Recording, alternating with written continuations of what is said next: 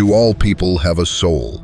There is a question many quietly ponder, but rarely speak aloud. Does every person have a soul? At first, the answer appears obvious. We are conditioned to believe the soul is inherent, an inseparable essence of our being. But if that's true, why do some people radiate warmth, compassion, and light without even speaking, while others seem to drift through life without a trace of inner fire? Why do some feel the pain of others as if it were their own, while others pass by unmoved, blind to suffering? Edgar Cayce, often called the sleeping prophet, firmly believed that every human being possesses a soul. But whether a person is connected to that soul that he said is another matter entirely. Through thousands of trance readings, Cayce described the soul as a divine spark linked directly to the source, to God. Yet in some people that spark seems dim, nearly extinguished, not because it doesn't exist, but because they have turned away from it. And that is what we're here to explore. You may have encountered such individuals yourself, outwardly successful, charismatic, even admired. But when you're near them, there's a strange emptiness. Behind the smiles, the gestures, the achievements, there is nothing truly alive.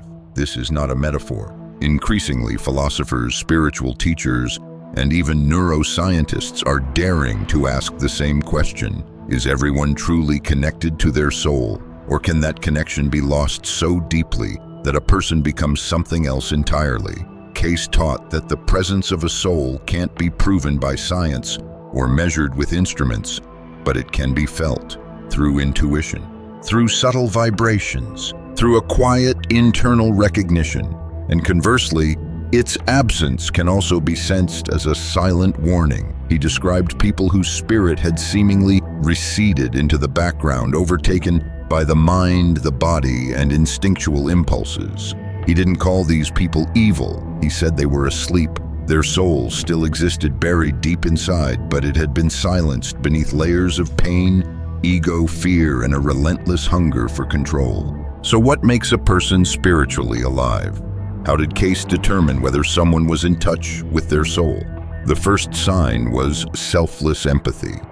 When a person doesn't just notice someone else's pain, but feels it, resonates with it, this, he said, is the mark of an awakened soul. Cayce wrote, "The soul is not an idea. It is a living presence. It responds to life because it feels unity." When a person becomes entirely indifferent to the world beyond themselves, when they feel no kinship with others, no shared humanity, it's a sign that their soul may be suppressed or even near silent. But how can a soul become silent? Can someone truly lose touch with the deepest part of who they are, according to Cayce? Yes. It doesn't happen in an instant. It is not the sudden vanishing of light, but a gradual dimming. First comes resentment, then fear, then cynicism. Eventually, the soul feels locked away behind invisible walls, no longer shining through. In their eyes, emptiness. In their actions, routine. In their words, only surface. He explained the soul does not die, but a person can exile it. Stop listening to its voice. Ignore conscience. Drown it out with busyness, greed, aggression.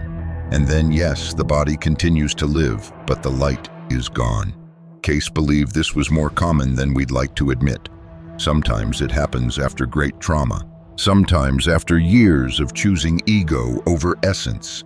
And sometimes simply because the soul is exhausted and falls into silence. But there is another side to this. The soul, when alive, reveals itself in more than just empathy. The second sign Cayce recognized was a hunger for truth. Not facts, not knowledge, but truth. Those whose souls are awake are always seeking what lies beneath the surface. They sense the world isn't just material, it's mystical. And something in them aches to understand what that something is. Cayce called them whisperers in the dark. They don't announce their search. They journey inward. You might find them in any profession, teachers, drivers, clerks, it doesn't matter. Their identity isn't shaped by title, but by the depth in their gaze. The third sign, inner honesty. The soul cannot stand falsehood. A person in tune with their soul cannot lie to themselves. They may falter, they may suffer, they may not have answers, but they won't live a lie. Because the soul craves authenticity, even when it's painful, even when it's inconvenient. Think for a moment, have you ever met someone who just seemed to carry light within them? Maybe they didn't say the right words, maybe they didn't look the part of a spiritual person, but you felt something real, warm, alive, peaceful. They didn't manipulate, they didn't pressure, they just were. Cayce believed you could recognize such people not just by their words, but by how they walk, how they look at you, how they remain silent. The soul shows itself in the smallest things, he said. Conversely, when a soul is asleep, a person becomes predictable. There's no curiosity, no wonder, no deeper connection. But Cayce cautioned, do not judge.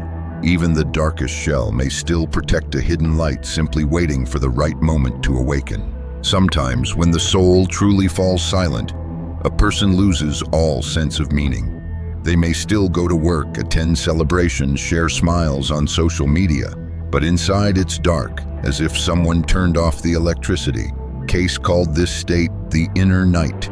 Many experience it, he warned, but not all come back. The most haunting part. On the outside, everything might look the same, but if you look into their eyes, it's as if someone has quietly slipped away. Which brings us to Cayce's most important question. Can the soul return? Yes, but only under one condition: the person must want it. No ritual, no mantra, no book or belief can rekindle the soul if the heart is closed. It all begins with a single trembling question: who am I really? This, Cayce said, is the first crack of light in the darkness. When someone stops chasing roles and status, pauses for the first time, and simply becomes still, that is when the soul begins to return. Quietly, slowly, but surely. Maybe you felt it too. In the middle of a noisy day, a sudden hush, and in that hush, something calls. Not with words, not with fear, but with something deeper. The soul never shouts, it whispers, and hearing that whisper is the beginning of the journey home. Cayce taught that there are moments when the veil grows thinner, when the soul rises to the surface, perhaps in a dream, or through profound emotion, or even in the face of death. Or maybe right now as you read these words. There is also a fourth sign of an awakened soul: spontaneous compassion. Not because it's expected, not because it's noble, but because you simply can't help it. The soul cannot remain indifferent to suffering, even from a stranger, especially then, because it recognizes itself in all who hurt. This is the great mystery Cayce only hinted at. Sometimes the soul wakes through pain, sometimes through beauty, sometimes through loss. But in all its awakenings, it feels like remembering, as if something ancient within you recalls, you were not sent here just to live. You were sent here to live deeply, truly, and fully. And if you're thinking about your soul now, then it is already stirring. Even doubt, even fear, that too is its voice. Because to question, to search, to ache for meaning, these are not signs of a lost soul. They are signs of a soul that is very much alive. Edgar Cayce once warned, if you begin to feel that something is off, don't rush to drown it in noise, distraction, or haste. That feeling might be the soul beginning to return. He likened it to a quiet knock, gentle, not urgent or frightening, but unmistakable if you really listen. One of the clearest signs of an awakening soul is the sudden appearance of unanswerable questions. They arrive without warning and won't leave you alone. Who am I? Why am I here? What happens after death? Why do I feel pain even when everything seems fine? These questions are not burdens, they're signals. Cayce said, a question is the beginning of a prayer. When the soul starts to ask, it is reaching for a higher understanding. Even if answers don't come quickly, the very act of asking proves the soul is alive and stirring. Another sign is the surprising hunger for silence. Suddenly, parties, loud conversations, and meaningless chatter lose their charm, not because you've grown distant, but because the soul is weary of shallowness. It longs for stillness, for truth. And then comes a paradox. Everything that once seemed important, success, approval, even your fears, begins to fade. Something calm and deep within starts to gently push them aside. That is the soul speaking. This awakening can also take the form of an unexpected sensitivity to the world. The sky moves you to tears. A walk down the street feels like the world itself is breathing. Cayce called these flashes of truth. They aren't meant for the mind, they're meant for the heart. They pass like a breeze but leave everything changed. After such a moment, you can't live the same way anymore. You might try, but something inside has shifted. The soul has made itself known, and once that happens, it's impossible to ignore. You may even feel that something or someone is watching you from within. A second self, one who understands everything, forgives everything, and simply waits. This isn't madness, it's the soul. It's always been there. You were just too busy to notice. With this awareness comes a new fear, not of death or failure, but of forgetting again, of falling back into sleep. But Cayce said something important: once the soul has stirred, it never truly leaves. Yet it demands your honesty, your presence, your simplicity. The soul is not a tool for achievement, not a power to wield, not a badge of honor. It is a witness, one that reveals who you truly are. When you meet your soul, the masks fall, not because you rip them off, but because they're no longer needed. The soul doesn't want fame, control, or victory. It seeks only truth. And the moment you begin to seek that too, you and the soul occupy the same space. You are not merely a body. You are a bearer of light. At some point, the journey outward ends, and only the path inward remains. All that seemed important begins to dissolve like fog in the morning. What's left is just you, without roles, without goals, without noise. Just you and the presence within. Cayce said, the soul is not something you have. It is what you are. And that is why it cannot be seen, touched, or measured, but it can be felt. And when you feel it, the world around you begins to shift. You stop being just a participant in life. You become a witness. You see something eternal rising from within, untouched by time, by pain, or even by death. The soul is not part of life. It is life itself. You begin to see how many live in a sleep-like state, rushing, shouting, fearing, chasing, yet feeling empty. Not because they are bad people, but because they've forgotten who they are. This forgetting is not a sin, but it is a tragedy. The soul does not leave forever. But if ignored too long, it may fall silent. And the longer that silence lasts, the harder it becomes to return to the light. You look at them and want to shout, "Wake up, you are more than your body, your ID, or your past mistakes." But you don't shout, because the soul doesn't demand. It invites softly, patiently, steadily. And so the real question arises, can we tell who has a soul? Cayce didn't answer as a theologian, but as a mystic. Every soul is eternal, but not every personality hears it. The soul is present in all, but not all live from it. So the question isn't who has a soul, but rather whose soul has awakened. If you meet someone whose eyes radiate light, whose silence speaks louder than words, whose actions are full of compassion, even if they say nothing, you're standing in the presence of a soul, not just a body, but always remembered. A glance, a tone, a shared silence, and something inside you whispers, "This is real." A true soul is not revealed by words or belief, but by being. And in its presence, everything deepens, everything stills. Sometimes it's even terrifying, because truth always is. It's like staring into the abyss, but it's also sweet, like childhood wonder when you believed in magic.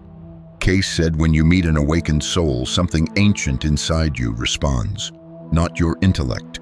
Something older. It's not an illusion, it's a memory, because all souls are connected. They come from the same place.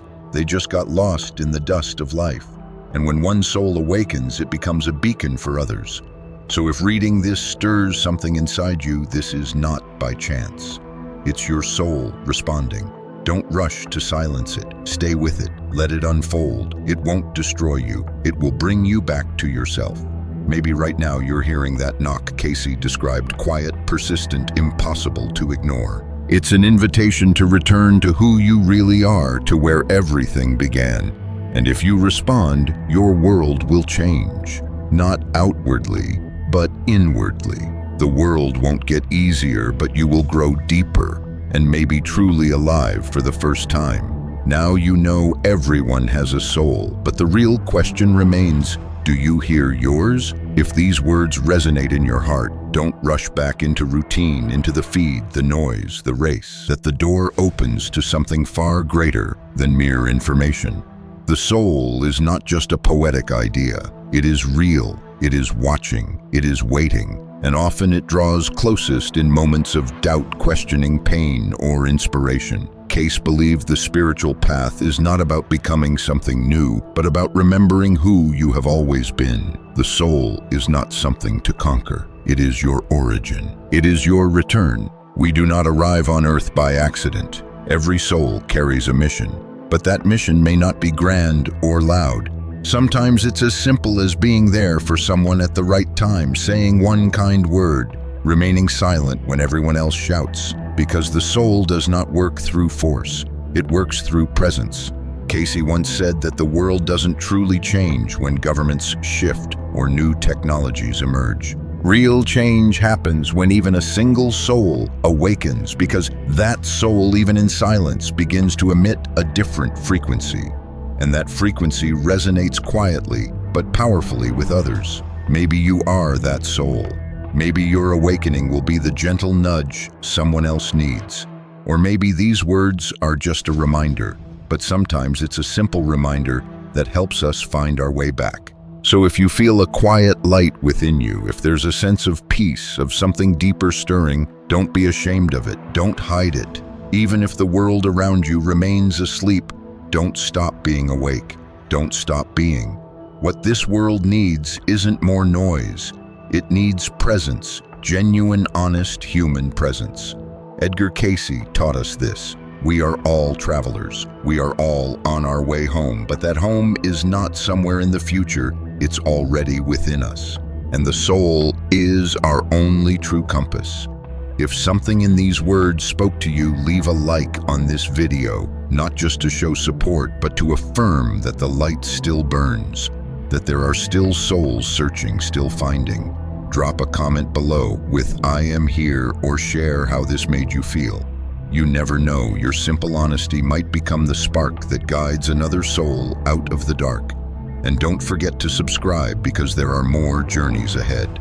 Journeys into the depth of what it means to be human. Conversations not about what's trending, but about what's timeless.